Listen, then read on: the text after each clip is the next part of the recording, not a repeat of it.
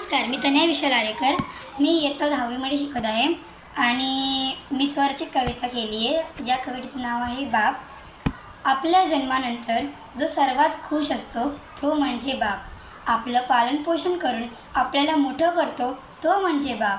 आपले सर्व लाड पुरवतो तो म्हणजे बाप. स्वतः किती पण फाटके कपडे घालेल पण आपल्याला नवीन कपडे घेऊन देतो तो म्हणजे बाप. रात्रंदिवस मेहनत करून जो कुटुंबाला खुश ठेवतो तो म्हणजे बाप. आपल्या पाठीशी खंबीरपणे उभा राहतो तो म्हणजे बाप. सर्व म्हणतात आईसाठी काहीतरी कर, पण मी बोलते की एकदा बाबांसाठी काहीतरी करा. अरे पैशांनी सगळं परत मिळवता येतं पण बाप कधीच परत मिळत नाही. आईकडे असतील रे अश्रूंचे पाठ, पण बाप म्हणजे एक संयमाचा घाट. अजूनपर्यंत मी बापासारखा देव उभ्या जगात पाहिला नाही.